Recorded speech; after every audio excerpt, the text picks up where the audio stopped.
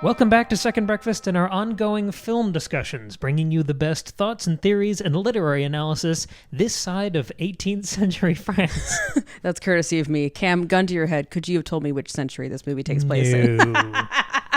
So we're talking about a French horror movie today. Mm-hmm. It's spooky season. It's officially October. We've been talking about some great horror lately, and there's a lot of great horror coming out later this month. So we had a little down week here where we're trying to figure out what sort of spooky movie to watch. We went through all the watch lists. I love going through the streaming services, compiling a watch list. Without me, Cam would spend 4 hours scrolling through every possible streaming service on and the library. First of every month when they refresh their libraries. I like to go through and see what's been added. It's agony. And I compile a list. And then I very kindly present Maggie with a list of options of things we could view. It's perfect. And you organize them by streaming service. It's very sweet. Anyway. And you hate it. It's great. We did this. We selected this movie. Yes. So we took a chance here, right? We went out on a limb. We did something out of the ordinary. We had a bunch of kind of rewatches and more straightforward picks on the list. And then we had this one, which I've seen some buzz about online, some screenshots of online, and it really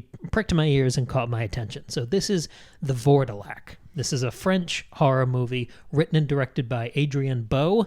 Sorry if I'm mispronouncing any of the above.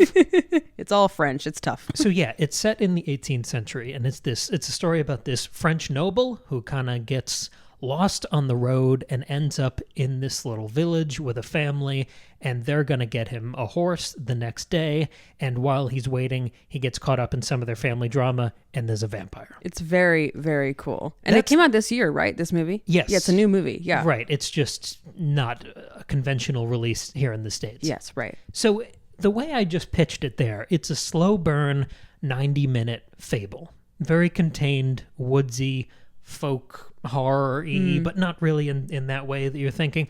It sounds very straightforward and dark and kind of like The Witch, a movie we love so much.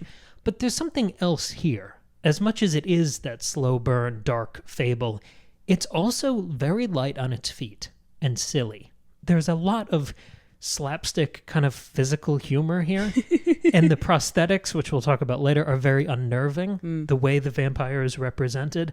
The twists are fun. Yes, the scope is very tight, but it's also just delightful, and it does take its time. You get, around a scene or two, getting to know each character, and the quirks there are very compelling. The film very much has a sense of humor and even a sexuality to it that sets it apart from that standard 90-minute dark fable run-of-the-mill horror movie. Right. It really seemed to be delighting in what it was trying to do. It was like, yes, this is a silly, not silly, but it's a gothic tale. There's a bit of silliness to it in that it's a little over the top, a little over dramatic, and, a ridiculous thing to be happening. And it's a fish out of water story. So there's a silliness built into the contrast where you have these kind of dour people in the woods in their house with their really rigid family structure. And then our hero who bumbles into this story, he's wearing the whole getup with the long white socks and the bright blue outfit. Yeah. He's got the powdered face and the wig. Yeah, it's perfect. He's kind of tripping and bamboozling his way through this series of events. Right. I mean, even one of those first shots of him walking through the woods, he looks ridiculous because nothing he's wearing is practical for trekking through the wilderness. He's completely out of place. And so it all feels a little ridiculous. And it's really delighting in that and is not shying away from that here. So that's our first impressions. And now I want to talk about the influences. We did this last week with the substance as well. And I really liked that structure. I hope you did too. Yeah, it was fun. Let's talk about kind of the soup of the film and some of the ingredients or influences we caught in there, because I think this one very much is a really interesting combination of influences. So we can go through them one by one if you like. I have some written down here. Feel free to add in whatever you thought of. Quickly, before we continue on, are we going to spoil this in the rest of this episode? We might lightly. Okay. Just like to give that warning. That's why I did the impressions first. Yes, if you don't want to know anything, go watch the movie. It's fantastic. You can rent it for a couple bucks online. Yeah. It is a wonderful time. It'll perfectly transition you into October and spooky season. So let's talk about some of the influences. Okay. The one that really jumped out at me with this dark imagery, freaky, scary stuff, balanced with a silly kind of screwball slapstick aesthetic, is Sleepy Hollow. Oh, I like that. Sleepy Hollow is also really delighting in the Right. gothic and the silliness. And Yes. Ichabod Crane is like Kramer kicking open the door every time Absolutely. he enters the scene. Sleepy Hollow is one of my favorite like spooky season movies. Oh, yeah. I love that movie. And this doesn't have quite as committed a gothic aesthetic. It's not that arched and surreal. But I right, think and it's that, not like color graded to all hell. Sure, Yeah. but what Johnny Depp does with Ichabod Crane in the Tim Burton Sleepy Hollow is very much what's happening here with our Yes. little French noble in the Vourdalak. A lot of like physical comedy, especially in the facial expressions. There is a lot of that there. That's But if very funny. you're doing the fish out of water, if he's the fish, the water is the witch, which is why I mentioned that earlier, because that's there. it's the really stiff, dour family drama and ultimately sort of family implosion Yes. that is at the center of Robert Eggers' The Witch. And I loved evoking that because that's a very simple story. It's not many characters, it's not many settings, it's really not many colors. It's a really you see simple in it. premise. It's there's a witch around them and the family falls apart. Yeah. But that makes it all the more elevated and dramatic and tectonic, I think, in how it moves through its plot. Right. And in its simplicity, like everything is being executed at like the highest level, I think. It's like, I think I've said this before, it's like in Bake Off where they're like, if you're going to make something simple, all the elements have to be really, really good. Sure. And that's very present in The Witch. So if we're not using the same sort of surreal, hyper-gothic, hot topic aesthetic as Tim Burton's Sleepy Hollow, or that sort of more rustic, faintly yellow lighting Robert Eggers' The Witch aesthetic, the aesthetic of this movie for me, and this is the thing that kind of made me want to watch the movie, was Barry Lyndon. I was thinking about Barry Lyndon so much. So- Not only in the setting, Yeah. but also in like the style of the movie, in that it was slow paced, Episodic? yes, and like the dialogue and the conversations are slow, and there's a lot of just silent moments, and it which kind of I think heightens the tension, but also makes you feel like you don't really know where it's going. I don't know. I felt a lot of Barry Lyndon in this one. And I think the first moment that kind of pricked my spider senses. I don't know what I'm saying here. You got the it. first thing that made me think about Barry Lyndon was the period clothes. Sure. And then some of the sets. That scene where the guy robs him, where he's on the horse, and the guy's got the two pistols. This whole movie takes place within that scene, basically. Sure, yeah. But it was also, you're right, it's more about the way it's shot. It's the way the nature is used. There's always a rolling hill or an extent of nature in the foreground with a lot of fog. Yeah. When you quite a lot of rewatch Barry fog. Lyndon, you notice all the fog. And I, Because it's very atmospheric. Again, Yeah. I think it's part of that slowed down tension. There's a weird thing to most of Kubrick's movies where it's just like everything is really slow in a really eerie, unsettling way. And you're like, why is this just slogging along at this sloth pace? And it's not a bad thing. Like it works really well in the movie, but you're a little uncomfortable with it. And that similar thing was happening here. And the fog just kind of adds to that slowed, unusual, uncanny atmosphere. And as you ratchet up the family tension, this family that our French noble is watching and trying to help out and get too embroiled in, towards the end, there's a scene as the family is sort of imploding that very much leans into reset the clock. Oh. We get to talk about it again. Texas Chainsaw Massacre. Yes. And I just did an episode a month or two ago about the vampire subtext that I saw in Texas Chainsaw Massacre. So not even using that to bridge the divide. The grandpa here, who's the vampire in the Vourdalak, he looks as old and wizened, but because he's a puppet, which we'll talk about in a second, it's even more exaggerated of the old Yes. and wizened vampire-looking grandpa. Yeah, I mean, that was like so strikingly apparent here for me. That was the Yes. first thing I thought of as soon as this movie got going. I was like, oh, this is Chainsaw Massacre. Yeah. But seeing the whole family at the very, very climax of the movie sitting at the dinner table when they've all drunk the Kool-Aid and they're all cuckoo, that was a perfect Chainsaw evocation for Yes, me. definitely. Because, I don't know, I enjoyed the flair of Texas Chainsaw Massacre in this movie more because it wasn't American. Yeah. Because I think we've seen that in a lot of movies. We've talked about X and Pearl and the whole Ty West thing in the past few years as being this exploration of the major ideas, themes, and aesthetics of Texas Chainsaw Massacre. It was fun to see it interpreted differently in a totally different culture and aesthetic. Having Chainsaw pop up in a Barry Lyndon looking movie, that made me very happy indeed. Yes, it's very strange. But the reason I was smiling through the movie isn't just the Sleepy Hollow thing and the fish out of water, the goofball protagonist. It's that he genuinely reminded me of Piglet. Piglet's Day Out is my last influence I want to talk about here. Piglet's Big Movie. You always call it Piglet's Big Day Out. It's called Piglet's Big Movie. Oh, my mistake. Get it correct. I mean, obviously, we're watching it with subtitles because it's in French. Yeah. And you could have just written, oh, dear, every time something bad happens, and this guy has to react to it. That's true. And there are genuinely moments where bad things happen at night, and he's sleeping in the guest house, and he runs outside with the little candle and the long white sleepy time hat. His hat on, yeah. And you're just thinking of like Piglet stuck in this soup of The Witch, Sleepy Hollow, Barry Lyndon, and Texas Chainsaw Massacre.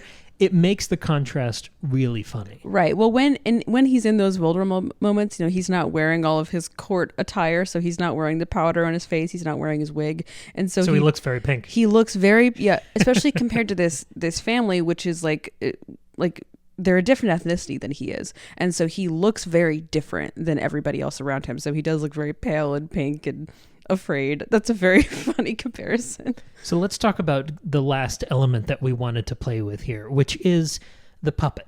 So vampire, which is the grandpa who slowly kind of bites other people. The Vourdalak. Yeah, you see more of him as the movie progresses. He is entirely a puppet.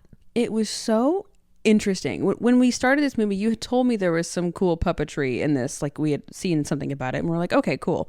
Like, let's see how this goes.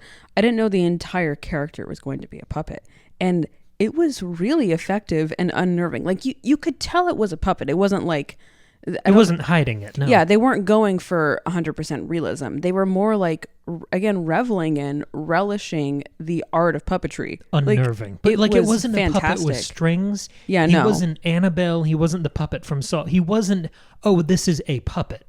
He was just a vampire who was being represented and depicted through this puppetry. And because you can tell that it's not a real person, that's what makes it so eerie, is because it was moving so in a way that did feel so human-like, but you still knew it wasn't real. There was something wrong. And so it made it feel like really unnatural and strange. And I think that was a perfect choice for this. And it was really impressive. It didn't matter how many times you saw him. You always had that effect of being unnerved. Yeah, you were like, I don't want to be around that thing. That thing is freaky. It was a lot like that puppet in Possum. Yes. Yeah. Interesting. Like, I was thinking a lot about Possum. Another weird indie horror movie. I regret that we didn't cover that when we watched it. We'll get there. We'll do it one day. Possum is such a weird movie. But it's like, it's this thing you're like, I don't want to look at that. It's freaky and weird. And I know it's just a puppet, but that is like, it's just so unsettling to watch it move, and like its mouth moves and it blinks and its whole body moves, and like, so it's speaking. Obviously it's voiceover, but it speaks. But the voiceover has that beautiful warmth and proximity. You can tell obviously it's not someone recording there on the day. Yes. So it has, I mean, we always talk about the Ray Liotta voiceover in Goodfellas, Martin Sheen in Apocalypse Now. There is such like a warm blanket hanging over the movie. The presence, the timbre, the rattle of their voices that just absorb everything in the frame.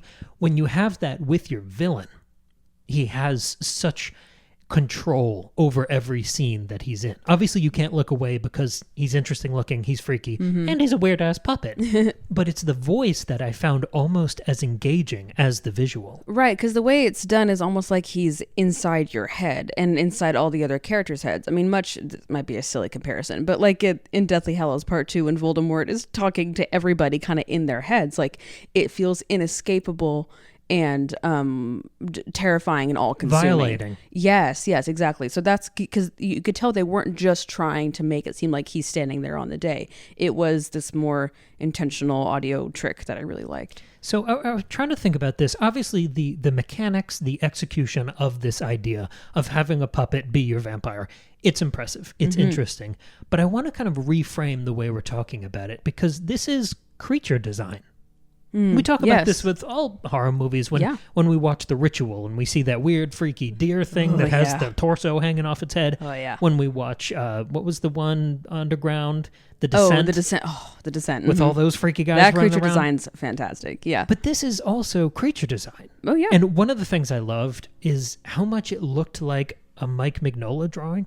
Oh, that is a really good pull. The head shape, the teeth. If y'all don't know, Mike Mignola is the artist behind like Hellboy. The creator. He's got a really, really distinct artistic style. And yes. this is totally in line with that. Those are the exact, those are the words I was looking for. Distinct and style. Because if we look at this as creature design, the goal of communicating vampirism through a puppet is not to be indistinguishable from reality. Right. We've seen 100 other vampires on screen.